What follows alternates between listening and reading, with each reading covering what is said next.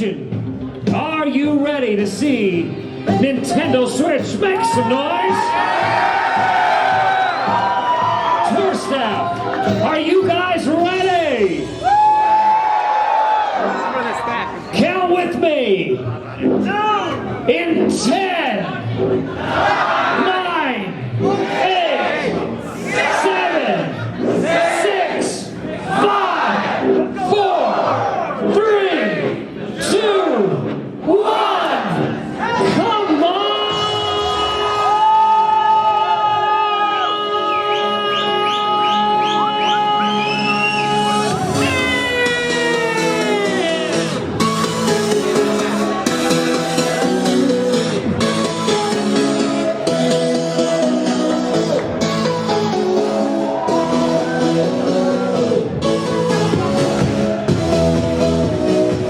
Ladies and gentlemen, boys and girls, Nintendo Switch is here. We have been waiting for you.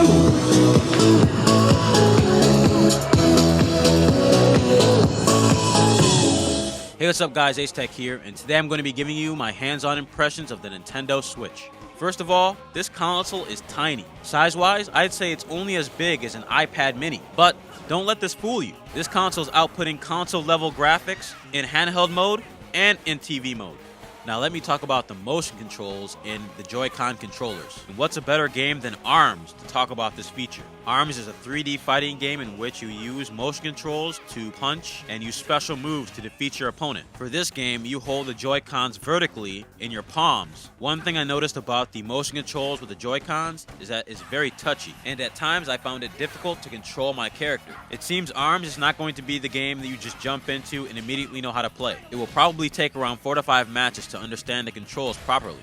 Now, for another feature of the Joy-Cons. HD Rumble. And this is another feature ARMS did display. The only way I can describe HD Rumble is I could feel the punch extending to hit my opponent and then coming back to where it began. It felt much better than the basic rumble you'll find on an Xbox One controller or a PS4 controller. Next, let's talk about the Joy-Con controllers when used separately. This feature makes the Nintendo Switch one of the first consoles in a long time to come with 2 controllers in the box. When I played Super Bomberman R, I used the right Joy-Con controller. And I have to say, it was very comfortable. You'd expect such a small controller to be uncomfortable and just really difficult to use. But for the few games I played in Super Bomberman R, it really worked well. I'd like to add the Joy-Con straps were attached, and the Joy-Con straps give the controller a bigger footprint. It's possible without these straps attached that the controller could be a bit too small. So I'd recommend using the straps that are included in every Nintendo Switch box. Also, I enjoyed my time with Super Bomberman R, and at $49.99 I can see a lot of people picking up the game on March 3rd. There's been a lot of controversy surrounding the price of the Nintendo Switch Pro controller, that price being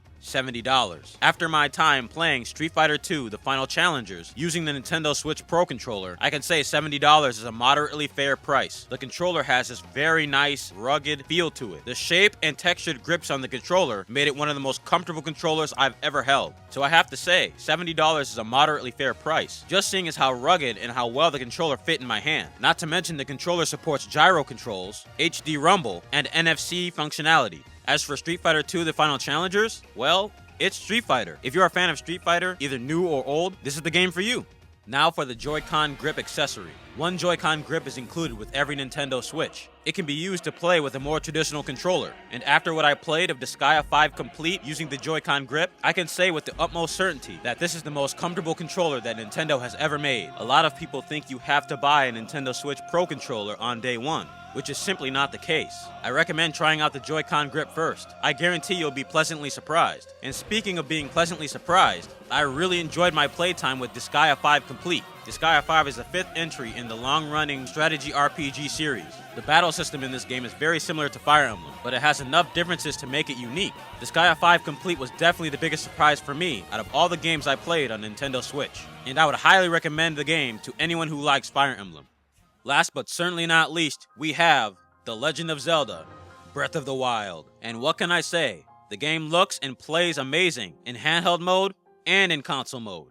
I simply cannot wait to get my hands on the full game and experience The Legend of Zelda: Breath of the Wild.